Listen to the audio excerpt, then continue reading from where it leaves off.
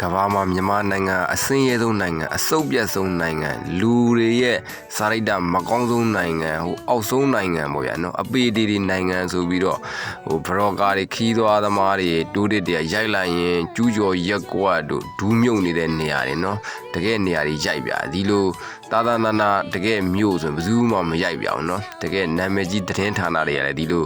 ကောင်းကောင်းမွန်မွန်နေပြီးတော့တာယာဝါပြောတဲ့ပုံကိုဘယ်သူမှထုတ်မပြောင်းနော်စုပ်ပြတ်ပြီးတော့ဒါတွေပဲရိုက်ပြတယ်ဗျာကြည့်လိုက်ဗျာအဲ့မှာစိန်လန်းဆိုပြေလို့မြန်မာလူမျိုးတွေဘယ်တော့တစ်ပင်ချစ်တယ်လဲဆိုတော့အိမ်ဘေးတိုင်းလမ်းဘေးတိုင်းမှာတစ်ပင်လေးတွေကိုအရေးရအောင်တယူတရမွေးထားရတယ်နော်ကြည့်လိုက်စိန်မောင်းနေတဲ့ကျုံးရည်ပြင်းကြီးဗျာနော်ဒါမန္တလေးမြို့ဒါ2025ခုနှစ်မှာဒီတကယ်နာမည်ကြီးစီကာတာတို့ဆော်ဒီအာရေဗီးယားတို့မှာဆိုဒီလိုတစ်ပင်စိန်စိန်မမြောက်သဲကနိုင်ရာကြီးတွေနဲ့တိုက်တွေပဲရှိရနော်ခင်ဗျားတို့လမ်းဘေးမှာသွားလို့အရေးခိုးရတော့တစ်ပင်မရှိတဲ့နိုင်ငံတွေအများကြီး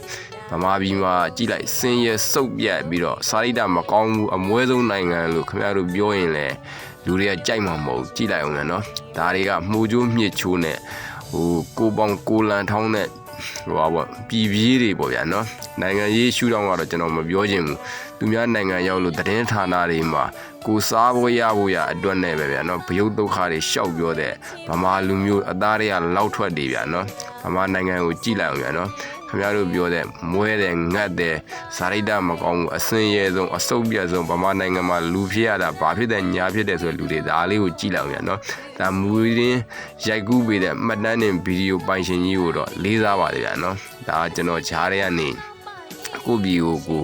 ဒါမန္တလေးမြို့ကြီးရဲ့အလားပါတရားတွေကိုခံစားရင်းနဲ့ရှုမြင်ခံစားရအောင်လို့တင်ဆက်ပေးလိုက်တာပါနော်ကဲအရန်လှပါတယ်မန္တလေးမြို့ကြီးကကြည့်လိုက်အိမ်တိုင်းမှာတစ်ပင်လေးတွေနဲ့ပဲနော်မြို့ကြီးဆိုပေမဲ့နော်ဘလောက်တစ်ပင်ချစ်တဲ့